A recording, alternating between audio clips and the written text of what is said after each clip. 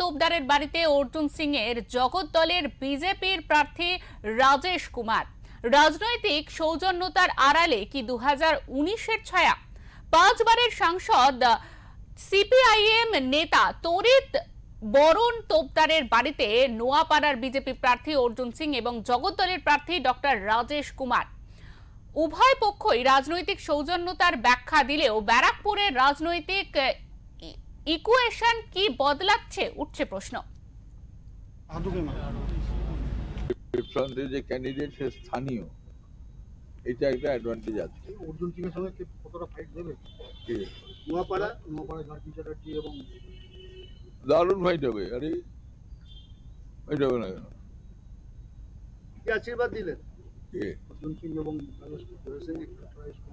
ও তো পার্সোনাল আশীর্বাদ। ব্যারাকপুরে ওনার মতন মানে জায়গাটা চেনা, ওনার মতন কনফিডেন্স, ওনার মতন যে লোকের সঙ্গে যোগাযোগ একমাত্র উনি, ওনার থেকে শিখেছি আমি।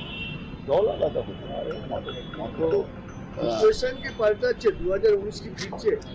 ইকুয়েশন ব্যাপার না, ইকুয়েশন দেখো মানুষের হাতে সব কিছু থাকে, ইকুয়েশনের কোনো ব্যাপার না। আমি বরাবরই ওনাকে সেই জায়গাটা মানে আমার বাবা না করে ওনাকে যদি সম্মান দিত না, কেন আমি অনেক কিছু শিখেছি, আমি জানি লোকটা অদ্ভুত একটা কম আছে।